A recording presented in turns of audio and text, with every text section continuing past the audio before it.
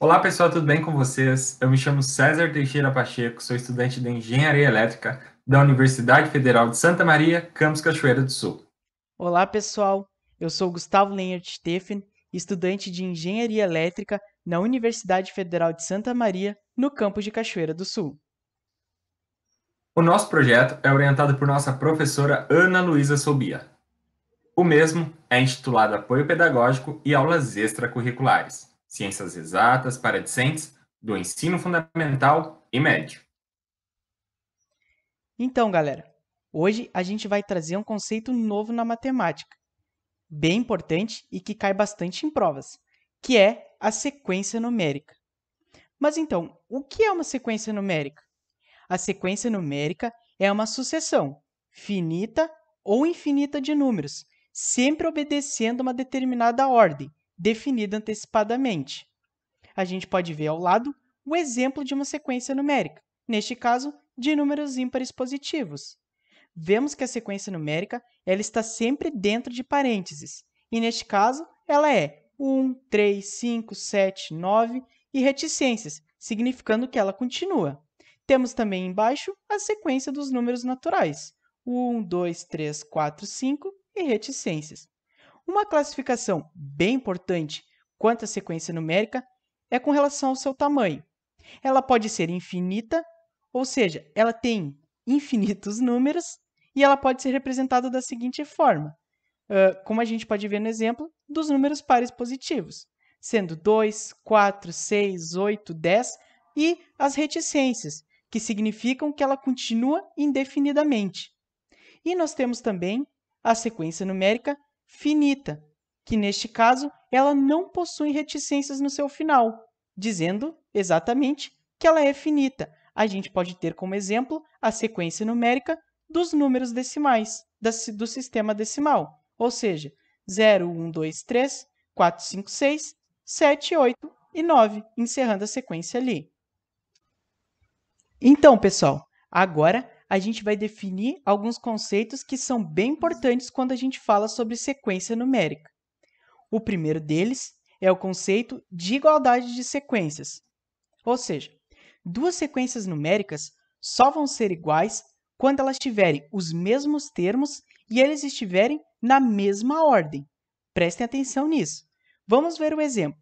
Se a gente tiver uma sequência A, B, C, D e outra sequência 1, 3, 5, 7, para que elas sejam iguais, é preciso que as letras sejam exatamente iguais aos números, nas mesmas posições. Ou seja, o A deve ser igual a 1, o B igual a 3, o C igual a 5 e o D igual a 7. Somente assim que essas duas sequências serão iguais. Outro conceito importante é o de equação do termo geral, que é utilizada para encontrar qualquer termo da sequência. Vamos ver no exemplo. Se a gente tiver esta sequência 1, 2, 5, 10, 17 reticências, ela tem a sua lei de formação como sendo AN é igual a n ao quadrado mais 1. Então, para a gente descobrir qualquer termo desta lei, a gente precisa somente substituir o n na equação. Por exemplo, se a gente quiser saber o quinto termo desta sequência, nós vamos substituir na fórmula o n por 5. Assim, nós teremos na equação 5 ao quadrado mais 1, que é igual a 26. E se a gente quiser saber o sexto termo dessa equação, o procedimento é exatamente o mesmo. Só que ao invés de substituir o n por 5, nós vamos substituí-lo por 6. Logo, a gente vai ter 6 ao quadrado mais 1, igual a 37. Uma observação muito importante é que cada sequência possui a sua lei de formação. Agora, o outro conceito é o da lei de recorrência, que permite calcular cada termo conhecendo apenas o seu antecedente. Por exemplo, a gente tem essa sequência ali, 10, 9, 8, 7, que continua. Ela possui a seguinte equação de recorrência. A n mais 1 é igual a n menos 1, sendo que A1, ou seja, o primeiro termo, é igual a 10. Para descobrir o segundo termo desta equação, é bem simples. Basta a gente substituir n mais 1 por 2, que é o termo que a gente quer saber, e substituir na equação o AN, que a gente sabe já que é 10, porque é A1, e diminuir de 1. Logo, a gente vai ter 10 menos 1 igual a 9. E se a gente quiser saber o terceiro termo desta equação, o processo é o mesmo. A gente sabe que, no caso, o A2 é igual a 9, então a gente vai substituir, ele vai fazer 9 menos 1. Dessa forma, o terceiro termo será 8. Muito importante também é que cada sequência possui a sua lei de recorrência. Então, pessoal, existem algumas sequências numéricas que são bem especiais e merecem uma atenção da gente. Eu vou começar falando da progressão aritmética, a famosa PA. A principal característica dela é que ela é uma sequência numérica com crescimento ou decrescimento constante. Normalmente, a gente escreve a PA da mesma forma que uma sequência numérica comum, ou seja, entre parênteses, dividindo os termos entre vírgulas. E o primeiro termo é representado por A1, o segundo por A2 e assim sucessivamente. Uma característica bem importante também é que a diferença entre os termos é sempre a mesma, e esta diferença é chamada de razão, R. E a gente encontra essa razão através da subtração de um termo pelo seu anterior. Ou seja, a gente pode encontrar ela subtraindo A2 de A1 ou A3 de A2 e assim sucessivamente. Nós podemos também classificar uma PA. Ela pode ser dita uma PA crescente, quando seus termos vão crescendo, ou seja, o termo A1 é menor do que o termo A2, que é menor que o termo A3 e assim sucessivamente. E neste caso, a gente diz que a razão é maior que zero. Um exemplo pode ser visto abaixo, com a PA 1, 3, 5 e 7, onde a razão é igual a 2. Nós temos também as PAs decrescente, aonde o termo A1 é maior do que o termo A2, que é maior do que o termo A3 e assim sucessivamente. Neste caso, a razão é menor que zero. Podemos ver um exemplo de uma PA decrescente abaixo. 100, 99, 98, 97. E é onde a gente vê que a razão desta PA é menos 1. E temos ainda também a PA constante, onde todos os termos são iguais. Logo, a sua razão é igual a zero. O exemplo de uma PA constante é 5,5,5,5 e assim sucessivamente, com a razão igual a zero. Bom, pessoal, agora vamos pegar alguns exemplos de PA e aplicá-los em todos os conceitos que nós vimos anteriormente, teoricamente. Primeiramente, vamos escrever os 3 primeiros termos de uma PA, sabendo que o seu primeiro termo é 3 e a razão é 2. Portanto, A1 é igual a 3 e R é igual a 2. Então, essa PA começa em 3 e vai crescendo de 2 em 2, sempre constantemente. Portanto, o segundo termo, ou seja, A2, é igual ao primeiro termo, que é A1, mais R, que é a razão. Portanto, A2 é igual a 3 mais 2. Portanto, A2 é igual a 5. O terceiro termo vai ser a mesma coisa. Vamos pegar o segundo termo mais a razão. Portanto, é igual a 7. Portanto, nós temos a PA 3, 5, 7 e assim sucessivamente. Lembrando sempre o que o Gustavo disse anteriormente. Uma PA deve ser escrita entre parênteses. Agora, vamos ver outro exemplo. Encontre o termo geral de uma PA, 1, 5, 9, 13, reticências e o seu quinto termo. Para isso, vamos utilizar aquela equação que nós vimos anteriormente. A n é igual a A1 mais R vezes n menos 1, sendo a n o termo geral, A1 o primeiro termo, R a razão e n o número de termos. Portanto, a razão nós podemos determinar daquela forma que nós vimos, um termo menos o seu antecessor. Portanto, 5 menos 1 é igual a 4. Poderíamos pegar o 9, 9 menos 5 é igual a 4, ou 13, 13 menos 9 é igual a 4, e assim sucessivamente. Portanto, determinamos a razão, que é igual a 4. Agora, vamos aplicar na equação. Vamos ter a n é igual a 1, que é o primeiro termo, mais 4, que é a razão, vezes n menos 1. Fazendo a distributiva, nós teremos a n é igual a 1 mais 4n menos 4. Portanto, o termo geral desta PA, nós teremos o quê? A n igual a 4n menos 3. Agora, para a gente descobrir o quinto termo, nós temos que substituir o n por 5.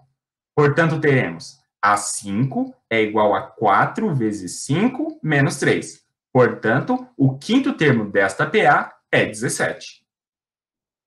Vamos ver agora algumas propriedades da PA muito importantes para a resolução de cada um dos problemas. O primeiro é a média aritmética entre o seu sucessor e antecessor é igual a esse termo. Vamos ver um exemplo. A PA abaixo tem a seguinte sequência: 1, 7, 13, opa, faltou um termo, 25 e 31. Qual é o termo que está faltando? Lembrem, é a média aritmética entre o seu sucessor e antecessor, ou seja, é a média aritmética entre 25 e 13. Então, vamos fazer esse cálculo. 13 mais 25 dividido por 2. Dá 38 dividido por 2, que é igual a 19. Portanto, o termo que está faltando é 19. Outro conceito muito importante é a soma dos termos de uma PA.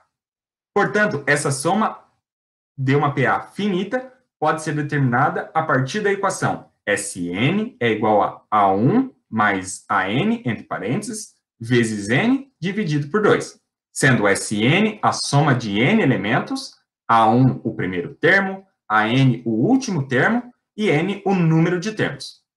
Vamos aplicar um exemplo. Some os termos da PA. 1, 3, 5, reticências, 1997, 1999. O primeiro termo, nós sabemos que é 1. O AN, que é o último termo, nós sabemos que é 1999. E N é o número de termos que nós temos, que é 1000. Portanto, vamos aplicar na equação. Sn é igual a 1, que é o primeiro termo, mais 1999, que é o último termo, vezes N, que é o número de termos, que é 1000, dividido por 2. Portanto, nós temos que a soma dessa PA é igual a 1 milhão. Vamos falar agora de outro conceito muito importante também. Lembrem, lá na PA, nós pegávamos a razão e somávamos aos termos. Na PG é totalmente diferente. Nós vamos fazer o produto entre o termo e a razão. Portanto, a PG é determinada por uma sequência numérica onde cada termo é igual ao produto de seu antecessor com uma constante. Nesse caso, a razão é determinada pela letra Q. Lembrem, em PA era R, em PG é Q. Para determinar a razão, divide-se um termo pelo seu antecessor. Vamos ver um exemplo. Na PG, 1, 2, 4, 8, 16. Para determinar a razão, nós vamos dividir um termo pelo seu antecessor. Ou seja, 2 dividido por 1 vai dar igual a 2. 4 dividido por 2 vai dar igual a 2. 8 dividido por 4 vai dar igual a 2 e assim sucessivamente. Portanto, 2 é a razão dessa PG. Portanto, A1, A2, A3, A4, até a N é uma PG, assim podemos escrever o enésimo termo como sendo. Essa é a equação. A N é igual a N menos 1 vezes Q. Vamos ver agora o termo geral de uma PG. Nós podemos determinar o termo geral de uma PG, qualquer termo de uma PG, através da equação a n é igual a 1 vezes q na n menos 1, sendo a n o termo geral, a 1 o primeiro termo, n o índice do termo que queremos determinar e q a razão. Lembrem, razão em PG é q, razão em PA é r. Também podemos determinar a soma dos termos de uma PG. Primeiramente, vamos ver uma PG finita. Pode ser determinada a sua soma através da equação Sn é igual a 1 vezes Q na N menos 1, dividido por Q menos 1, sendo Sn a soma de N elementos, N o número de termos e Q a razão. Podemos também determinar a soma de uma PG infinita, mas ela necessita de muita atenção. Pela equação Sn é igual a 1 dividido por 1 menos Q. uma observação. Neste caso, a razão tem que variar entre 0 e 1. Se ela não estiver neste intervalo, não podemos fazer a soma dos termos de uma PG infinita. Vamos ver um exemplo agora. Um exemplo de uma PG. Temos uma PG que contém 5 termos. Sabemos que o seu primeiro é 4, além de uma razão igual a 3. Determine os termos da PG e a sua soma. Vamos ver como fazer. O termo geral de uma PG podemos determinar através de a n é igual a A1 vezes Q na n menos 1. O primeiro termo nós temos que é 4, e a razão é igual a 3. Portanto, vamos ver o segundo termo. O segundo termo é igual ao primeiro termo vezes a razão elevado na n menos 1. Portanto, nós temos que A2 é igual a 4 vezes 3 elevado na 2 menos 1. Portanto, o A2 é igual a 4 vezes 3. Portanto, o segundo termo desta PG é 12. E assim, a gente vai fazer em todos os outros termos. Vamos fazer mais ou menos uns 4 termos para a gente ter uma PG bem estruturada. Neste caso, fizemos 5 termos. Portanto, temos o primeiro, que é 4, o segundo, que é 12, o terceiro, que é 36, o quarto, que é 108, e o quinto, que é 324. Agora, se vocês quiserem dar uma pausa no vídeo, para vocês tentarem fazer sozinhos, seria muito interessante. Vamos agora fazer a soma desta PG. Lembrando que a equação é igual a Sn, que é igual a 1 vezes Q na n menos 1 dividido por Q menos 1. Temos, então, a soma dos 5 primeiros termos, que é igual a 4, que é o primeiro termo, vezes 3 na 5 menos 1 dividido por 3 menos 1, sendo 3 a razão e 5 o número de termos. Então, S5 é igual a 4 vezes 243 menos 1 dividido por 2. Então, S5 é igual a 4 vezes 242 dividido por 2. Portanto, S5 é igual a 968 dividido por 2. Portanto, S5 é igual a 484. Nós agradecemos muito a atenção de vocês e esperamos vocês na nossa próxima aula de porcentagem. Até lá!